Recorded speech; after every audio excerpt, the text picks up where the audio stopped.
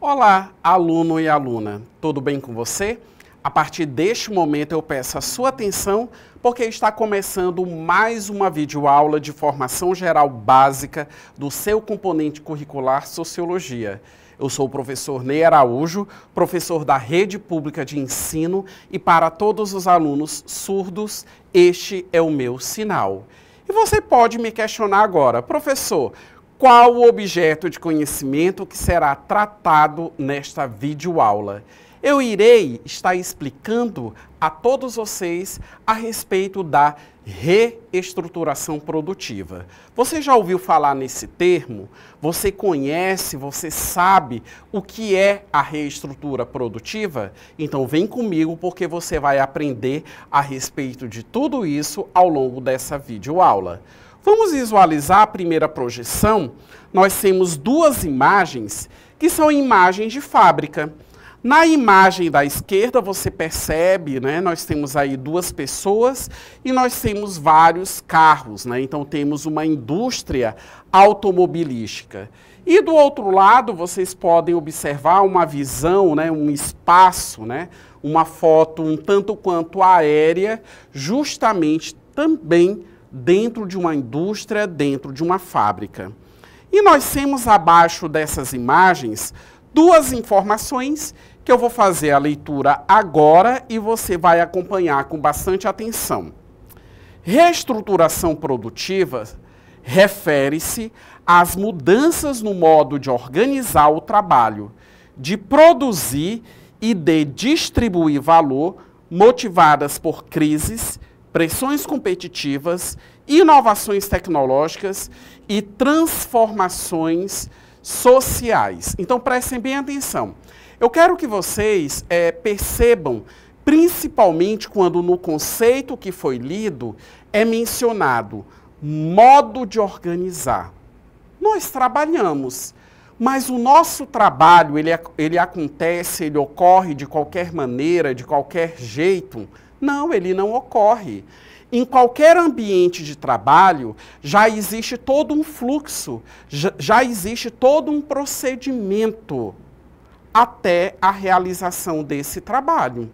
Então, por exemplo, à medida em que eu ministro uma videoaula dessa para vocês, existe todo um trabalho de bastidor que eu já tive que cumprir até chegar a essa etapa. Então, é o que eu mencionei agora há pouco. O trabalho ele tem um fluxo, etapas, tarefas precisam ser cumpridas. Em síntese, existe toda uma organização. Mas vamos voltar porque nós temos uma outra anotação, um outro entendimento a respeito da questão da reestruturação produtiva. Então, novamente na projeção, nós vamos identificar que a reestruturação produtiva é analisada como resultado de decisões políticas cujo objetivo é reconstruir os fundamentos ideológicos dessa hegemonia, da Célia Borges, na obra Atual Reestruturação Produtiva e a Crise Econômica. Então percebam que esse segundo conceito ele já avança, ele menciona a questão política. E por que menciona a política? Porque quando eu trato de reestruturação produtiva, eu estou mencionando toda uma questão, toda uma situação que possui vínculo econômico. Eu estou tratando da rotina de trabalho. Como que se produz? Como que se organiza? Como que uma fábrica, como que um determinado ambiente de trabalho, ele está estruturado, como que ele está organizado produtivamente, até alcançar, digamos assim, a sua produção, caso seja uma mercadoria, e a depender do tipo de trabalho, as metas que precisam ser alcançadas. E eu ainda trago uma reflexão a todos vocês. Por exemplo, se nós levarmos em consideração a Revolução Industrial, a indústria, as fábricas no seu momento inicial, será que as fábricas, as indústrias de hoje, elas trabalham com a mesma organização, com a mesma rotina de fluxo, com a mesma sistemática quando nós comparamos lá no passado, na primeira Revolução Industrial, é claro que não. Ou seja, quando nós trabalhamos essas questões de reestruturação produtiva, nós queremos que você, aluno, aprenda que a sistemática de trabalho, ela vai sendo modificada ao longo do tempo. Temos que ter em mente que o modo de produção capitalista, em qualquer ambiente de trabalho, ele está preocupado com o resultado final. É com aquele resultado final, o resultado do seu trabalho. Você conseguiu produzir, na empresa que você trabalha, na loja que você trabalha, você conseguiu bater as metas, a meta de vendas que você foi desafiado, digamos assim, que foi posto, aliás, para você cumprir. No seu ambiente de trabalho, você trabalha já num ambiente mais burocratizado, mas você tem tarefas, você tem responsabilidades. Você conseguiu o cumprimento dessas tarefas dentro do tempo hábil que foi estabelecido a você. O trabalhador da indústria, ele também consegue produzir no quantitativo que foi estabelecido para ele poder produzir. Então, isso é organização do trabalho, e é claro que a organização dos nossos ambientes de trabalho, na atualidade, são bem diferentes quando nós comparamos com tempos passados. Vamos aqui avançar, tem algumas informações que eu vou apresentar a partir de agora para vocês. Então, em tela, nós vamos visualizar os modelos clássicos de organização produtiva. É inviável você compreender reestruturação produtiva se você não se apodera das informações a respeito dos modelos clássicos. Por quê? Porque esses modelos clássicos, eles acabam correspondendo a modelos de gestão. Eles são modelos de organização.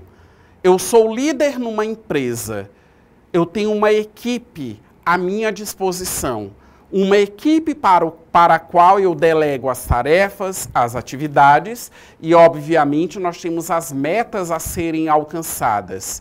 Mas como que eu estou gerindo essa equipe? Como que eu estou liderando essa equipe? Né? Como que eu faço? Eu tenho 10 colaboradores nessa equipe. Como que eu acompanho as produtividades individuais?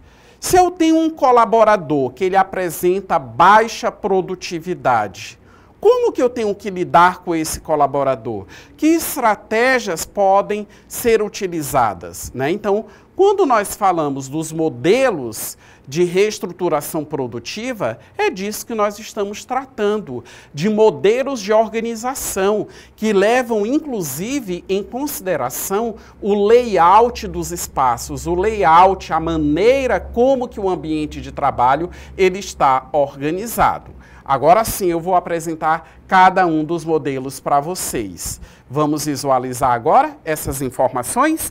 Então, nós temos o Taylorismo e o Fordismo. Prestem bem atenção. Alguns nomes, eles fazem justamente referência a marcas de carro.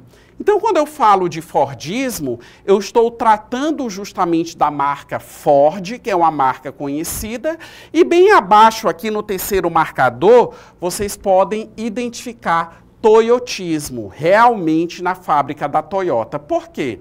Porque esses modelos clássicos de organização produtiva, eles nasceram justamente nas fábricas.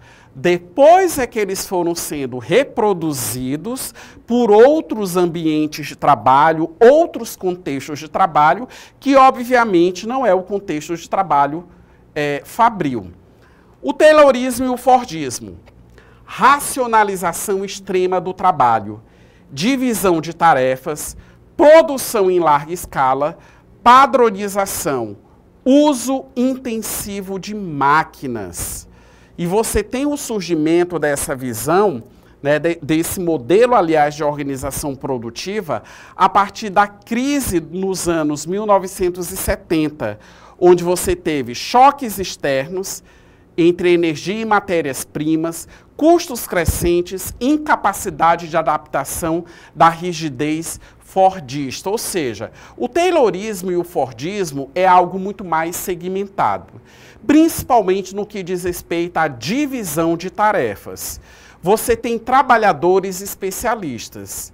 Você chega, digamos assim, em um determinado ambiente de trabalho e muitas das vezes a pessoa ela já está ali há 5 anos, 10 anos e às vezes até mais tempo realizando uma determinada função, uma determinada tarefa.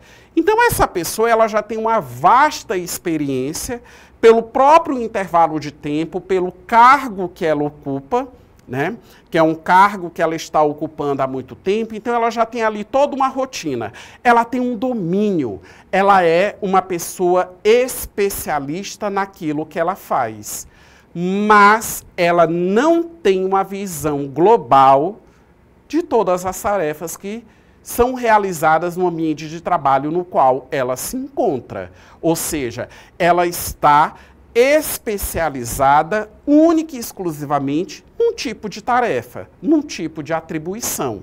Que, inclusive, essa característica primordial do modelo fordista vai contrariar uma outra visão apresentada pelo modelo toyotista, que é o que nós vamos aprender agora. Então, vamos visualizar o que é que nós temos aqui a respeito do toyotismo. Nós temos introdução de procedimentos flexíveis, just in time, círculos de qualidade, equipes multifuncionais, foco na eliminação de desperdícios e qualidade total. Então vamos aqui. O toyotismo, para simplificar, ele leva em consideração que trabalhadores que sejam multifuncionais, a polivalência. Eu tenho que ser um trabalhador qualificado, que hoje eu possa estar exercendo uma função, mas amanhã podem me solicitar um outro tipo de realização de tarefas. E eu preciso ser esse trabalhador qualificado, maleável, que se adapta ao ambiente de trabalho, que é bem a lógica hoje do mercado de trabalho, né? Não é só do modelo toyotista, mas hoje se exige dos trabalhadores a questão da multifuncionalidade. Você desenvolver competências e habilidades diferenciadas. Você ser um trabalhador qualificado e preparado para distintas tarefas em seu ambiente de trabalho. Como eu disse agora há pouco, se opõe à visão da especialização que o fordismo preconizou durante muito tempo. Eu li também aqui uma expressão em inglês, rapidinho vamos visualizar, o just in time. O que é que isso significa? Como nós estamos tratando aqui do processo industrial, né, que nasceu justamente nas fábricas automobilísticas, como eu mencionei a todos vocês, o que é o just in time? Você não produz em excesso, você não estoca. Essa era uma visão produtiva à época do taylorismo e do fordismo. Carro. Estamos produzindo carros, então vamos produzindo, e você tem um pátio inteiro lotado de carros. A visão do toyotismo é a produção sob demanda. Ninguém vai estocar. Nós vamos produzir aquilo que o mercado está demandando para ser consumido de maneira imediata. E, além disso, o toyotismo, né, ele tem outras estratégias, como eu mencionei anteriormente a todos vocês. São modelos de organização produtiva? São. E são modelos de gestão. Então, vamos visualizar aqui novamente algumas informações, quando diz assim, ó, equipes multifuncionais, círculos de qualidade, qualidade total, dentre outras questões. Você já fez aquela comprinha na internet? Você já fez um pedido de um lanche em um determinado aplicativo bastante conhecido? E aí você pode prestar atenção que sempre o serviço, ele é o quê? Avaliado. O alimento chegou numa embalagem adequada, chegou na temperatura correta, o alimento ele é saboroso, quem entregou, entregou bem, e etc, etc. Aquele aplicativo famosinho que você pede, não só o seu lanche, mas inclusive medicamentos, etc, etc, ele faz uma avaliação. Por quê? Eu estou oferecendo um serviço e eu tenho que conquistar o meu cliente pela melhor qualidade possível do serviço ofertado. Por isso que a avaliação ela é imprescindível. Ah, você está com um problema no seu carro e aí você usa aquele aplicativo para solicitar um transporte. Quando você finaliza a corrida, existe também uma avaliação. Da mesma forma que você, que usufrui do serviço como passageiro, também é avaliado pelo motorista. O que é isso? Justamente uma preocupação em diagnosticar a oferta do serviço. Você faz uma compra em um determinado site, aí quando você recebe a mercadoria na sua casa, geralmente os sites de compra eles também te encaminham um e-mail para saber, para ter a sua devolutiva. A encomenda chegou de maneira adequada, a encomenda ela chegou no tempo certo e você avalia. Então isso são estratégias que buscam justamente o melhoramento dos serviços e daquilo que é encaminhado a todos nós. Vamos avançar. Nós temos agora essa imagem apenas para simplificar. Nós temos aqui o Fordismo, né, o desenho de uma fábricazinha, e aí nós temos rigidez, escala e hierarquia. Do outro lado, aqui na cor verde, nós temos o Toyotismo, e aí você percebe que nós temos aqui o desenho de pessoas, porque esse é o foco. O foco está na gestão de pessoas. Por isso que nós vamos ter flexibilidade, qualidade e também as equipes, como eu mencionei agora há pouco a todos vocês. Vamos avançar em algumas outras informações. Então, em tela, visualizem. Nos anos 70, em função do desenvolvimento da microeletrônica, a automação rígida foi tecnicamente superada pela automação flexível. A hipótese desenvolvida é de que a automação flexível mostrou-se incompatível com o sistema taylorista-fordista de organização do trabalho-produção. O toyotismo não supera o taylorismo-fordismo por uma superioridade intrínseca, mas sim por uma maior adequação ao novo paradigma tecnológico. Quer queira, quer não, nesses últimos anos, nós passamos por uma revolução informacional. As tecnologias, elas ficaram cada vez mais evidentes. E não só tão evidentes, elas também ficaram acessíveis. Hoje nós temos muito acesso às questões tecnológicas. São sites, são aplicativos, é a internet que acaba viabilizando, digamos assim, o funcionamento de tudo isso.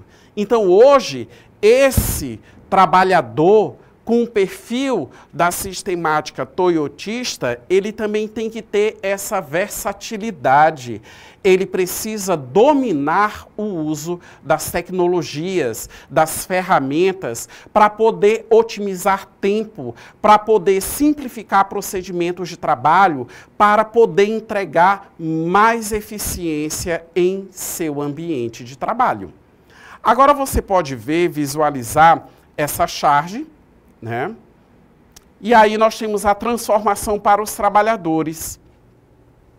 E essa charge, ela acaba representando o que eu acabei de comentar com todos vocês. Nós temos 4 cenas. Na primeira cena você observa o rapaz descendo uma escada, correndo, né, com um papel enrolado na mão e tem uma placa, cursos de informática. Ou seja, ele foi se qualificar.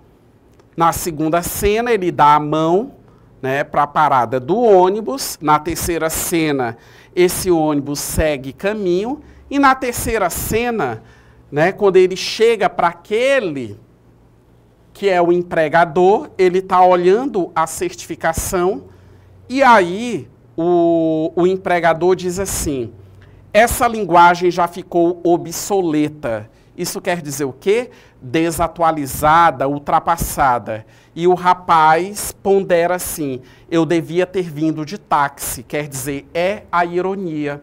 Ele não chegou a tempo, né? Então, qual é a ironia da charge? As tecnologias, elas chegam muito rápido e elas, digamos assim, acentuam as mudanças que ocorrem de uma maneira mais imediata ainda. Deu para entender?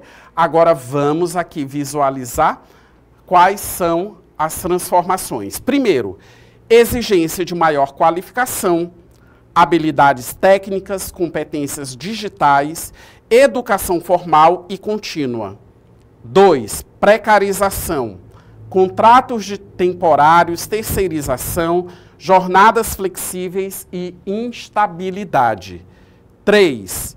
Fragmentação do coletivo de trabalho, menos solidariedade, mais competição entre os trabalhadores, porque esses trabalhadores, eles serão o quê? Mais individualistas. 4. Desigualdades regionais e setoriais. Alguns setores se adaptam melhor, outros ficam para trás. E 5. Impactos psicológicos e sociais, insegurança, estresse, identidade profissional fragilizada, enfim. Muitas das vezes os trabalhadores eles não conseguem apresentar os resultados necessários e com isso acabam desenvolvendo algumas patologias psicossomáticas. Agora vamos para a atividade da nossa videoaula. Visualizem essa questão que esteve no Enem do ano de 2024. A realização de inúmeras tarefas por máquinas é apresentada como garantia de um futuro no qual ninguém mais precisaria trabalhar, transformar a natureza, pois tudo seria produzido por tecnologias, muito ou pouco inteligentes, liberando os seres sociais do trabalho, a começar pelas tarefas rudes ou repetitivas. A perda de trabalho que a introdução capitalista de máquinas promove para intensificar a extração de valor é metamorfoseada em liberação do trabalho. A necessidade de trabalhar, porém, subsiste entre os seres sociais da sociedade capitalista, pois, sem vender força de trabalho, tais expropriados não subsistem no mercado. Entre ameaça e promessa, desaparecem as possibilidades concretas trazidas por processos de trabalho cada dia mais socializados, como redução das jornadas, sem redução da remuneração, por exemplo. De acordo com o texto, o efeito da relação entre trabalho e tecnologia sobre a realidade social é o ou a. Letra A, ampliação laboral. B, flexibilização judicial. C, padronização salarial. D, desemprego estrutural. Ou letra E, deslocamento sazonal. Vamos visualizar? A alternativa certa está expressa na letra D de dado. Desemprego estrutural. Ou seja, nós sabemos que as máquinas, elas acabam, né? Não só as máquinas, mas todas as formas de tecnologia, elas acabam substituindo o trabalho humano. E para finalizar, vamos para a nossa conclusão. Então, nessa videoaula, você aprendeu que a reestruturação produtiva evidencia uma transição do modelo rígido e hierarquizado do Fordismo para regimes mais flexíveis, orientados à qualidade, à inovação e à adaptabilidade. Esses processos trazem ganhos de eficiência, mas também geram desafios. Aumento da instabilidade, exigência de novas competências, ampliação das desigualdades e necessidade de regulação. Para que essas transformações sejam equitativas, é essencial combinar inovação tecnológica com políticas públicas fortes, como formação profissional, proteção social e regulação do trabalho, garantindo que os benefícios sejam compartilhados e os impactos negativos minimizados. E eu te espero na próxima videoaula de Sociologia. Até lá!